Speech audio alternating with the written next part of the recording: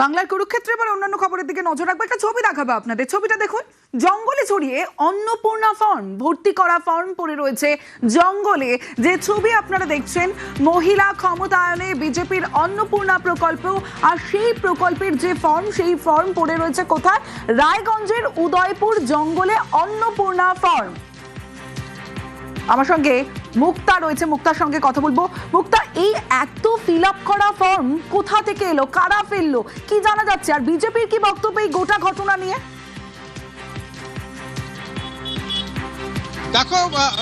দেখো হচ্ছে রায়গঞ্জ উদয়পুরে দেখা গেল যে অন্নপূর্ণা ভান্ডার যে ফর্ম ছিল, বিজেপির পক্ষ থেকে বাড়ি বাড়ি গিয়ে সেই ফর্ম ফিল আপ করানো হচ্ছে। সেখানে দেখা গিয়েছে যে আধার কার্ড নাম্বার এবং নাম এবং ফোন নাম্বার সহকারে যেসব ফর্ম ফিল আপ করা হয়েছে, সেই চিরকুটগুলো পাওয়া গেল জঙ্গল থেকে। এই জঙ্গল থেকে পাওয়াকে কেন্দ্র করে শুরু হয়েছে রাজনৈতিক তরজা। তবে তৃণমূল দাবি করছেন যে তারা ভাওতা দিচ্ছে, যারা যেভাবে লক্ষ্মীর ভান্ডার পায় সে তারা 1500 টাকা করে পাচ্ছে, কিন্তু যে অন্নপূর্ণা ভান্ডারের কথা বলে যে মানুষকে, সাধারণ মানুষকে ভাওতা ধোঁকা দেওয়ার একটা চেষ্টা করছে বিজেপি, সেই কিন্তু দাবি করছেন তৃণমূলের পক্ষ থেকে। তবে যারা এই ফর্ম ফিল আপগুলো করেছে তারা কিন্তু জানেন না। তাদের বক্তব্য যারা জানাচ্ছেন যে আমাদের কাছে আসা হয়েছিল, সেই ফর্ম 3000 টাকা করে দেওয়া হবে বলে জানিয়েছে, সেই কারণে তারা ফর্ম ফিল আপ করা হয়েছে। তারপর তারা অবাক, যখন তাদের নাম, আধার কার্ড নাম্বার যখন জঙ্গল থেকে উদ্ধার করা হলো, তখন তারা হতবাক হয়ে গেছে। কারণ এরকম ফর্ম প্রায় প্রচুর সেই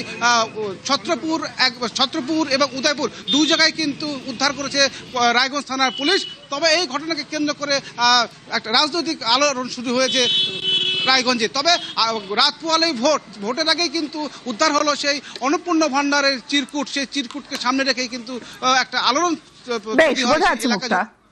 ওই অন্নপূর্ণা ভান্ডার তো সবাই আশা করে করছে, সে ছত্রপুর থেকে এখানে আধার কার্ড, নাম, ফোন নাম্বার সবই দেওয়া আছে। তো এটা তো সম্পূর্ণ মিথ্যা প্রতিশ্রুতি দিয়ে এই অন্নপূর্ণা ভান্ডারের সে করেছে, কিন্তু এটা তো সবই মিথ্যা। তাতে আমরা তো আর বিশ্বাস পাচ্ছি না। তো এটা তো সম্পূর্ণ মনে হচ্ছে যে এটা ভোটের জন্য করা হয়েছে। এটা তো ভুল প্রতিশ্রুতি দিয়েছে আমাদের সবাইকে, যে 3000 টাকা করে পাওয়া যাবে। সেটা এখন সেই ফর্মগুলো ফিল আপ করানো ছত্রপুর, কালিয়াগঞ্জ সব ঠিকানা দিয়ে দেখা যাচ্ছে যে সবার ফর্মগুলো ফিল আপ করে করে এনে জঙ্গলে ফেলে দিয়েছে। তাহলে এটা মিথ্যা কথা বললো যে অন্নপূর্ণা ভান্ডার 3000 টাকা করে দিবে 45 দিনের মধ্যে, সেটা তো এখন ভুল দেখা যাচ্ছে। তাহলে আমাদের লক্ষ্মী ভান্ডারই ঠিক আছে।